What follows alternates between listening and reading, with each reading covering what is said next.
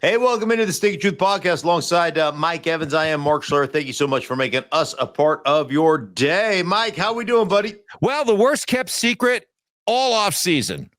Aaron Rodgers to the Pittsburgh Steelers. It has finally happened.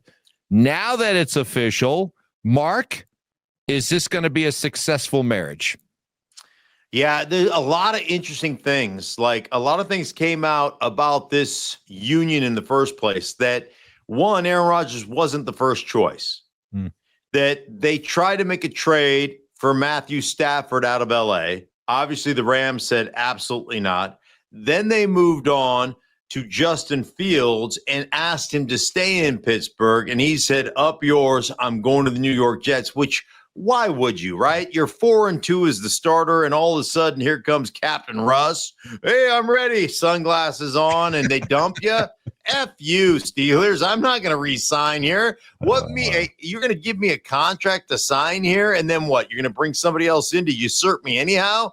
I'm leaving. So, and honestly, let's face it, playing in Pittsburgh is probably better than playing for the Jets, right?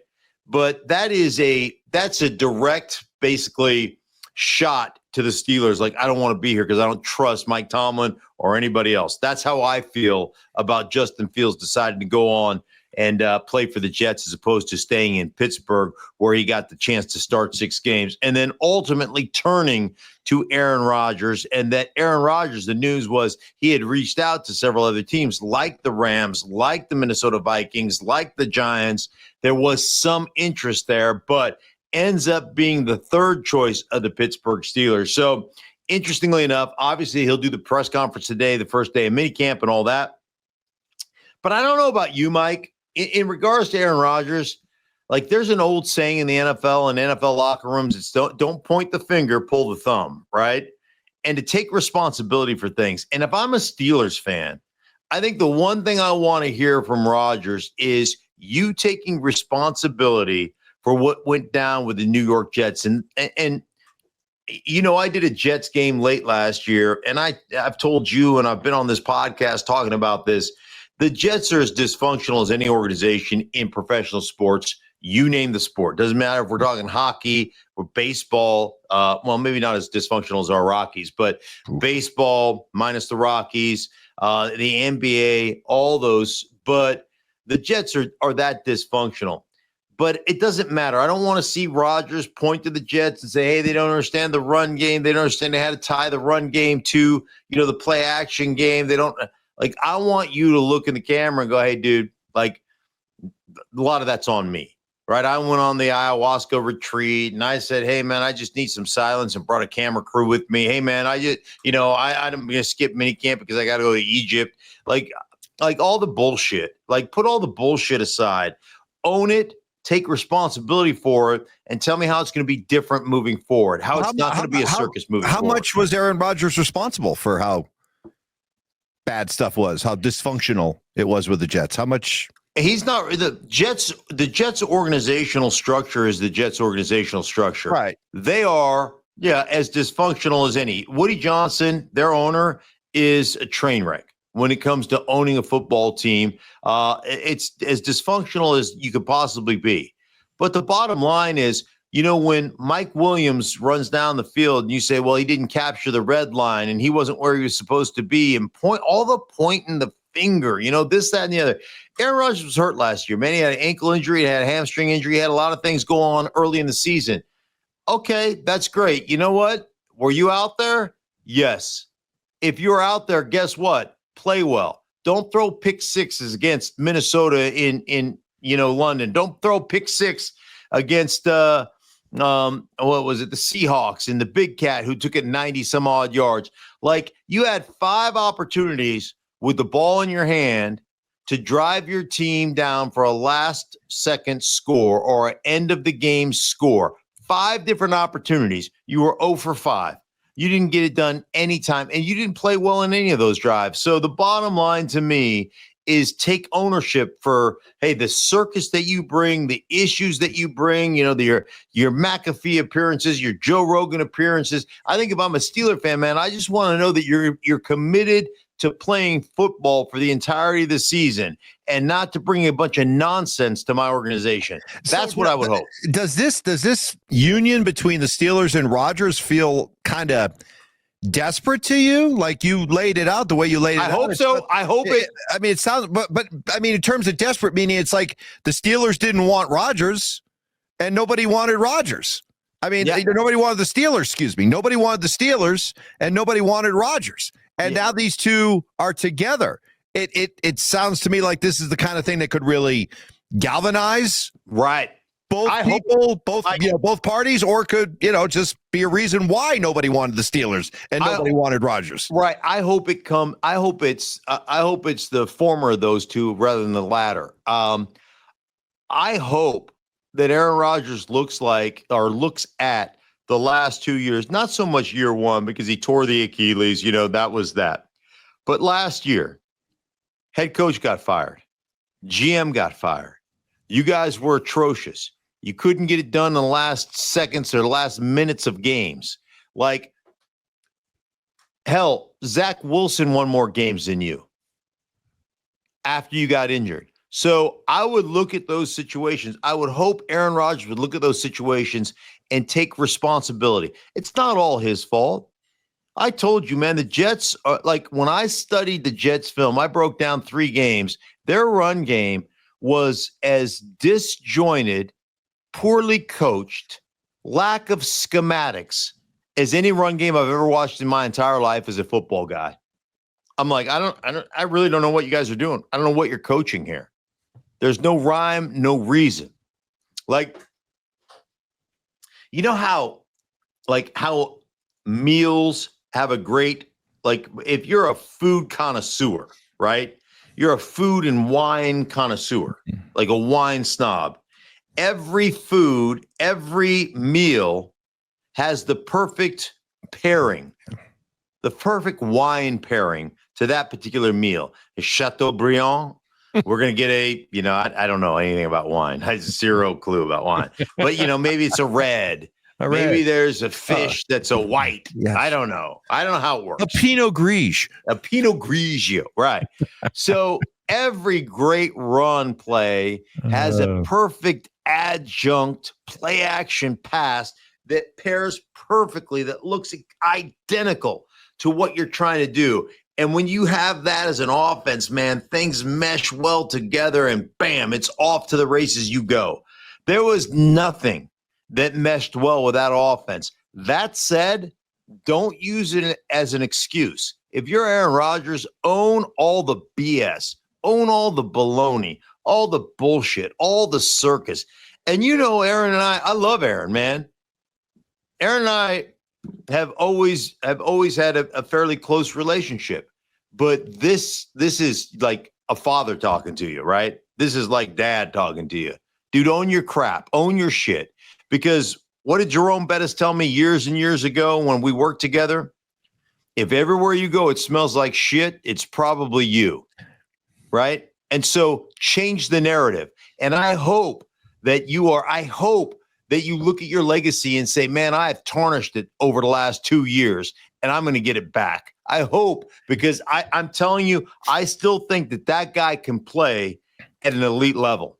I really do. I really do. I want to see it happen because it's all these things I just said. I am a huge Aaron Rodgers fan. And this is how I would talk to my own kids if a situation provided itself to me to where, like, I think they need parenting. This is me being a parent more than anything else. More issues for the Steelers. TJ Watt not happy with his contract. He's skipping mandatory minicamp. So, how much hardball do you want to play with TJ Watt if you're Pittsburgh?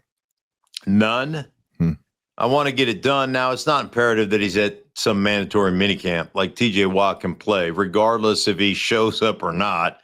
But I want that deal done. And, Aaron Rodgers signed for $13 million. They've got $19 million under the cap. They could still renegotiate and move some things around. So they've got plenty of money to get it done, Mike. I'm hoping that they wanted to get the quarterback situation, get him in-house, get all that stuff squared away, and then get TJ Watt signed. There's also some things that make sense to me. We did this on Breakfast Ball this morning. Like Tyreek Hill's had some issues with Miami, right? He said some things at the end of last season like he didn't want to be there. What about a trade for Tyreek Hill? Could you get Tyreek Hill for a second rounder? Jonnu Smith out of Miami. Jonnu is a legitimate big-time player and played in Atlanta for Arthur Smith, who's the offensive coordinator at Pittsburgh. That dude would be incredible with Pittsburgh. So you've got Freiermuth, and then all of a sudden you get Jonnu Smith, and you've got these heavy two tight end formations where defenses have to match up against you and say, hey, man, we just don't want to get it run down our throat. Let's make sure we get big and heavy, right? Let's get extra linebackers in there. And one thing you really want to do in the passing game in the National Football League is attack fat guys. I want to attack fat people, right? Because fat people don't run. Fat people don't cover. Fat people aren't good at that, right? So get the big burly linebackers in there and then all of a sudden get my one-on-one tight ends with those guys, or get a smaller, undersized safety matched up with a Freiermuth, matched up with a Jonnu Smith. I think that's a perfect matchup. So, Miami, could you go to Miami and get that guy? Like, there are guys out there that would make sense with the cap space that you have in Pittsburgh to go after. So I'm looking for that savings of only $13 million for Aaron Rodgers. Where are we going to spend that money? And I'm thinking, hey, man, maybe go get one of these receivers, especially Jonnu Smith, or let's get TJ Watt signed ASAP. It just sounds like, TJ Watt, pay him, right? I mean, it seems like the most logical thing, but you know how this league works, right? With players, you start to get some years under your belt, some tread comes off those tires, and it's the old Bill Belichick line. You'd rather get rid of a player, move on from a player a year too early than a year too late. He's been in the league 8 years. He's 30 years old. Everybody loves TJ Watt, but if you're looking ahead, don't you have to be careful if you're Pittsburgh as to just how far you go to making this guy happy? No. I mean, the guy is still not a good player. He's a great player. And let's face it, that's a guy that you could see being very productive for the next 3 seasons plus. Okay. So I would look at it like every contract in the NFL to me is even if it's a 6-year deal, it's really a 2 or 3 year deal with the opportunity to manipulate it at the end of 2 years or 3 years. You just keep signing deals that in 2 years we're going to readdress it. In year 3 of the contract, let's address it again. Like, look at Lamar Jackson. Like they were talking. Eric DeCosta, the GM of the Baltimore Ravens, talked about this just last week. Like, hey man, we've had some initial preliminary contract discussions, and we haven't done anything. We haven't cemented anything, but we've had some contract discussions about furthering that contract or extending that contract. They just signed it, 2 seasons ago? And, this guy probably could have been the MVP for the 3rd time last year. It went to Josh Allen, but they're already talking about re-upping it or redoing it or whatever, tearing it up and starting over again, whatever it is. But it really just becomes one of those situations where, hey, man, it's like Patrick Mahomes. They signed a 10-year, $500 million deal or whatever it was. They just keep on pushing it down pushing it down the river until they readdress it. So, you're still getting all your money. You're just trying to manage your cap and using players like a Lamar Jackson to manage your cap. You can do that as well with a TJ Watt. He'll get signed. The thing you always worry about is to what cost as an organization. Right. I'm not talking about money. I'm talking about, hey, when you don't take care of the homegrown guys that have done it the right way, and all of a sudden you'll give DK Metcalf, who hasn't spent 2 seconds in your facility, $150 million, that will irritate and piss off guys that have been there long term. And it's not guys you've heard of, Mike. It's the glue guys that keep your organization afloat that you look at it and go, really? We're going to take a guy that doesn't even that hasn't put one squirt of piss in the bucket here in Pittsburgh, right? We're going to pay that guy, and we don't even know that guy. But TJ Watt, who is bled, who is sweat, you played through injury and everything else, and had all kinds of accumulation of numbers and sacks and everything else, we're gonna take a dump on that guy? Like, that doesn't sit well inside a locker room in the NFL. Those are the things that I'm more worried about than, hey, is his production going to go down a little bit, over the next 2 years? I don't give a shit. Terry McLaurin for Washington. Here's a guy that, and I speak to all the fantasy football players out there, a guy that sometimes gets overlooked, I think, when you're putting your fantasy depth charts together when it comes to top receivers. And yet this is a guy who, despite, not really having a quarterback throwing to him until Jaden Daniels came along, has just gone out over the last 6 years. He's been durable, hasn't missed games, routinely putting up 70, 80, 90 catches in a season, 5 straight 1,000-yard seasons. Yeah. And he's not happy with his contract. Does he have a legitimate beef? Is this somebody who should look around and say, hey, I should be paid exactly in the same neighborhood as the Jamar Chases, the T. Higginses, the CD Lambs, and those receivers of the like? Yeah, I will give you the T. Higgins. I will give you this, Terry McLaurin is unbelievable. Unbelievable player and an unbelievable human being. And so those guys have great value within your organization.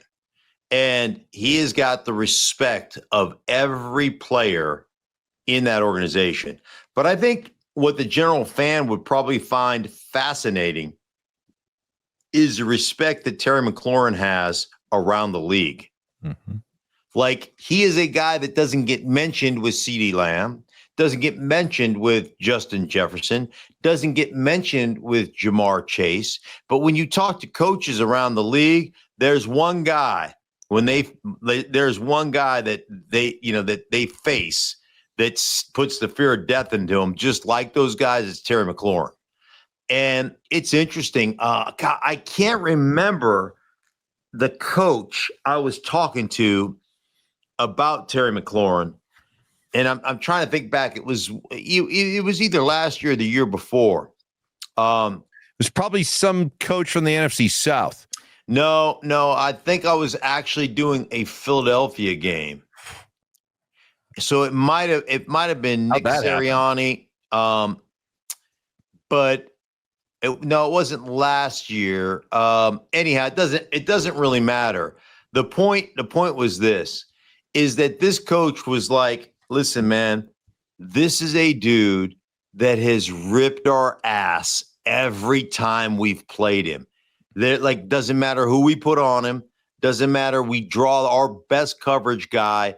I think for some reason, it was like his numbers against Darius Slay, if I remember correctly. And it was just like, Darius Slay is one of the top corners in football, and Terry McLaurin's torn him up. That's, I think, and again, don't quote me on that, right, but it was something of that nature that then you went back and looked at it and you're like, oh, damn, 100 yards, just about every time they played. So he's just one of those guys that doesn't get the love that he deserves. I have to believe the moves that Washington has made, they're going to find a way to get Terry McLaurin back in the fold and keep him happy, because he is that valuable to that offense. And the connection that he and the young kid, Jaden Daniels, had last year, incredible. Just absolutely incredible.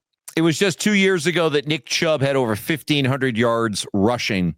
Then that devastating knee injury, missed almost a full season, came back for the second half of last season, and has been out there on the free agent market for a long time this summer. Finally hooks on with the Houston Texans, but going into a role where he will be a backup. So what kind of hope, what kind of optimism do you have that Nick Chubb can come anywhere close to regaining his previous form? That's a hard one. I just know at the running back position, you have a knee like that. We've seen it, man. We saw it in Denver the last couple of years with Jamal Williams. It just is, I saw it firsthand playing with Terrell Davis. Javonte Williams. But What'd I say? Jamal Williams. That's okay. That's the Detroit, New Orleans guy. Javonte Williams, excuse me. Thank you for the correction. Now with Dallas. Yeah. I've seen this with Terrell Davis, my own former teammate, and it's really hard. My hope, he's 30 years old, right? So you look at it and go, okay, one, you're on the wrong side of 30 because you're 30. I don't know if you're not really on a side. If you hit 30, you're on the wrong side of it. Really? You're kind of teetering. No, you're on. You can feel like you're 29, or you can feel like you're north of 30. It could go either way. Yeah, well, I think if you're on 30 and you've had a devastating knee injury, you're on the wrong side of 30. Dog years, Yeah, and so my hope for Nick Chubb is that he becomes a very productive, has a role that he fits. Because I think I really think Joe Mixon's a phenomenal football player, just a great all-around football player. So pairing those two, could you find a role where Chubb is your short yardage, maybe your pass protect, whatever that role is, goal line runner, short yardage runner, whatever it is, that he can find that role. And I'm not looking for him to be that 1,500-yard guy that he was, right? I just don't think that that's a realistic expectation of Nick Chubb. But to find a role and be in that role, and I will tell you, the Texans are a team to me that are very interesting. They open up minicamp today.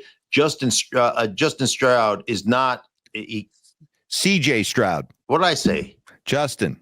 Damn it. Where am I at? You've had a. We'll get to it. You've had a rough day. I've had a rough day. So CJ Stroud, I can't. Justin, where did that come from? Anyhow, maybe his middle name is Justin. Justin Stroud. Right. Boom.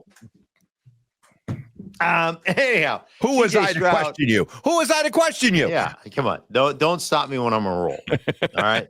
So CJ Stroud, the Texans to me are interesting because I went through. This is going to be hard to believe, but a bunch of protection issues that they struggle with. One, dumb. These are things you can't be. All right, when you're trying to protect a quarterback, dumb. That's probably number one. And they had a lot of dumb things like mistakes schematically, assignment wise, so dumb. Lacked talent up front, right? And then schematically, just all kinds of mistakes. One of the reasons they fired their OC, they fired their O-line coach, right? They did all these things, but it's not just the offensive line. It's the backs, it's the tight ends, it's the O-line, and it's the quarterback. And there are times when you're running plays where you got to get the ball out and you got to get it and you've got it set up and you hold it for something better. And that was part of the issue. But up front, they were horrendous. And I look at that and all those changes for CJ Stroud, as great as he was his rookie year, last year he took 52 sacks. A lot of that not his fault. Plus, by the way, you traded your superstar left tackle in Laramie Tunsil to Washington. So I won't be surprised. And I might even predict that I think Jacksonville overtakes Houston to win that division. Well, Jacksonville has Travis Hunter, and you talk about the top storylines going into this season. Watching to see if Travis Hunter can pull off this play both ways extensively on offense and defense and pull it off at the NFL level is going to be fascinating to watch. But the odds makers, they seem to think he can do it, as he has the third best odds to be the offensive rookie of the year in the NFL and the third best odds to be the defensive rookie of the year in the NFL. What a story that would be. It would be, but I look at that a little bit differently. I look at the third best odds saying, hey, man, depending upon where he chooses to play. So if they choose to play him as a starter on the defense, he's got the third best odds to be the defensive player of the year. Or if they choose to start him as a slot receiver or an outside receiver on offense, he's got the third best choice. But for both, I just don't think there's any way. And, again, I don't know what the way they're going to play him, but what I've seen, and it's just snippets on the internet, right? So it's all lies. But I think your best opportunity to be a full-time productive player is probably on the defensive side of the ball, which a lot of people said coming out is his true, that's his true position. And I still look at him like, hey, man, can he play both ways? Absolutely.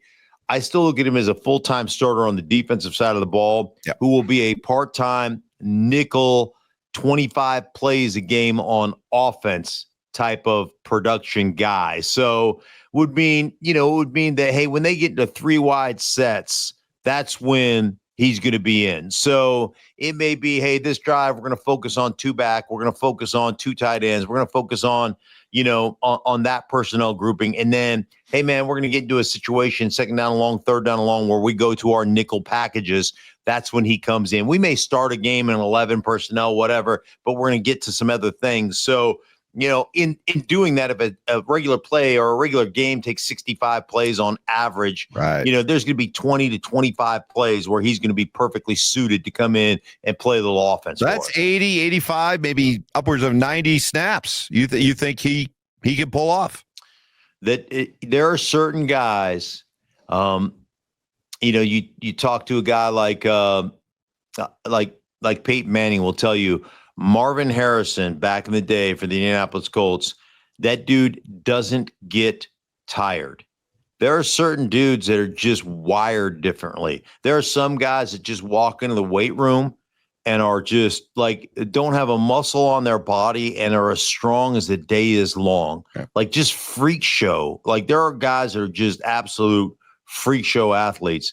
Marvin Harrison was one of those guys. They say that dude could run 9 routes all day long, jog back to the huddle and run another 9 and do it again and again and again and never get tired. Just didn't get tired. He did. That's wild. When I was at CU this spring, that's what they said about Travis Hunter.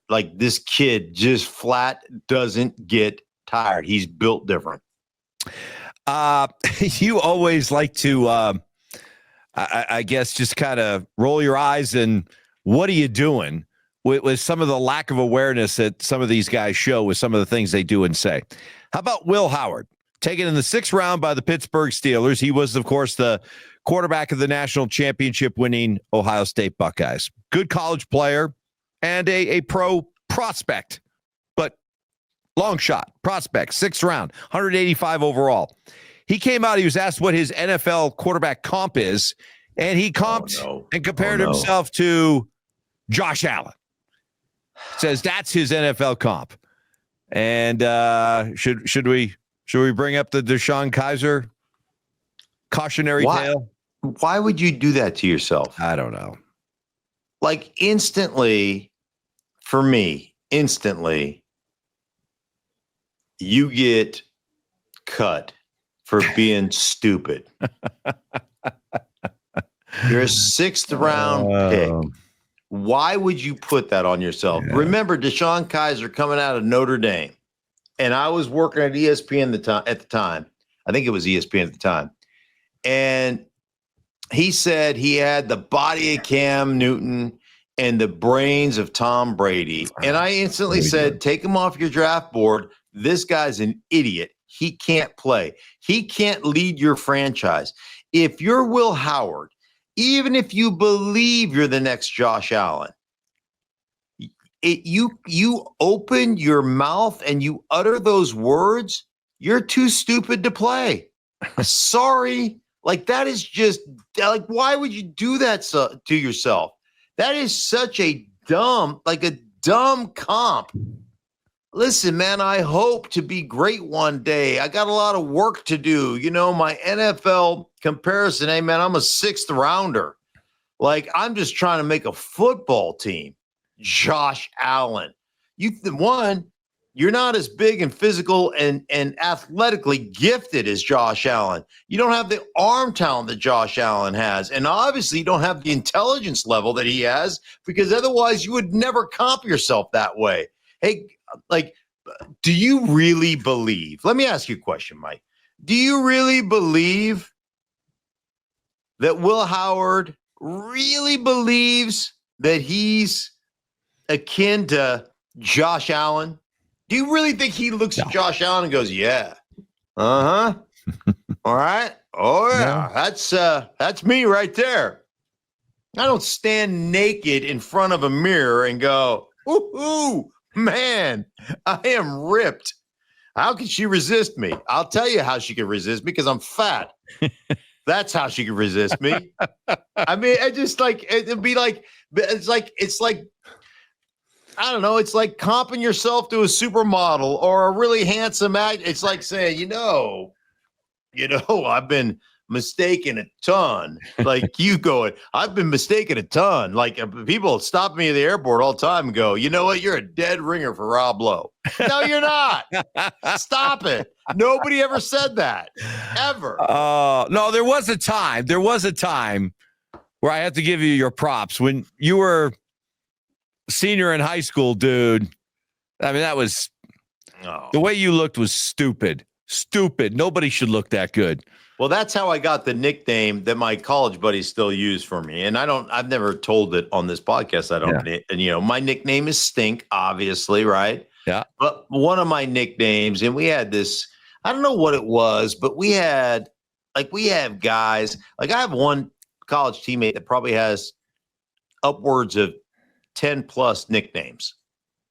So, but one of my nicknames, when I was in college, what the guys called me was Big Fat Rob Lowe is what they used to call me. So yeah, I used to get that Fat Rob Lowe or Big Rob. I still get that. You back when you were in high school, you gave off like Patrick Swayze in his prime, like Point Break. Roadhouse, just in his prime type stuff. The original Red Dawn before you made the remake, he starred in the original. So that's where I would see some of the comps. Finally, let's address the elephant in the room today. I'm not going to let you go without talking about it. You went on your TV show this morning, Breakfast Ball, and you guys were doing a topic. Are the Chiefs vulnerable to be overtaken in the AFC West? And you said, if I had to pick a team, I'd pick the Chargers. Right. Now, you thought that you'd get away with it, but no, we have our spies here in Denver, and immediately people were reaching out to us on our radio show. I know. And saying, you got to hear what Mark had to say. We found the audio, you picking the Chargers. Would you like to address these unfortunate comments? Would you like to stand by them, or would you like to walk them back? Well, one, I'm not going to walk anything back because this is called the Stinkin Truth Podcast. And I always, whether I'm on television or whether I'm on this podcast, I don't do it for clicks. I do it because it's what I believe and kind of what I've studied. And I look at the Chargers. I love Sean Payton. I've got a great relationship with Sean Payton. Yeah, maybe not anymore. Well, maybe not anymore, but I do. Sean and I are tight. I like what the Broncos have done on the defensive side this offseason, right? Hufanga. I love the linebacker, Dre Greenlaw, that they went out and got. So I love that defensive side of the ball. The run game is still a question for me. The tight end, they signed Evan Ingram, but there's still a question about being a legitimate middle of the field, just dominant player in the middle. And their run game was atrocious last year, and they went to the third round and got R.J. Harvey when Hampton was there, who the Chargers took right behind the Broncos in the draft, which he was like legit on film. Not that Harvey isn't. I think Harvey can be a great back, but you want to talk about a bell cow guy, something they didn't have last year in Denver. That's it. The other part was, I think Justin Herbert is he head and shoulders above Bo? Well, maybe because he's 6'6" and Bo's 6'2", but like he is legit. And I've always made excuses for Justin Herbert, I think to a degree, because I thought they were poorly coached. I thought the Chargers always going to find a way to lose games under Staley. I just that had that feel to me. Now it's time, for push come to shove, it's time for Justin Herbert to actually win a playoff game. But I love what they addressed. Like, they'll get Slater back. He's healthy. Alt at the right tackle position, great. They went out and got Mekhi Becton. They got the running back. Defensively, they've got, I don't think they're as good as Denver, but they've got all three levels of their defense with good players, some superstars like Mac. Derwin James is a superstar. So they've got a lot of makings of what it's going to take to be really good.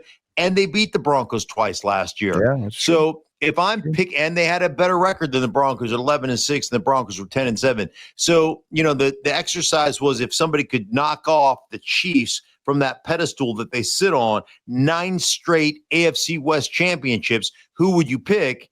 And I picked the Chargers. And now, with my heart, do I hope it's the Broncos? Yes, I do. And the Broncos legitimately should have beaten should have beaten the Chiefs twice last year. Right. They had that last second field goal blocked, and they ended up winning 1 of 2. But I think the Chargers, I think the AFC West is prime for just battle, because I think the Raiders are going to be much better. I think the Broncos are going to continue to improve. I think the Chargers are better. And I think the Chiefs have slid down a little bit. So at least maybe that's just wish casting. Maybe I just hope. Right. But I think they have slid back a little bit. All right. Well, we'll see what happens. Hey, it's your funeral, Broncos country. There he is. There's your guy. Go get him. Come get a taste. Come get a taste. All right. Hey, for everybody involved in the Stinkin Truth podcast, for Mike, I am Mark. Thank you so much for making us a part of your day. Be well, and we'll talk to you later on in the week.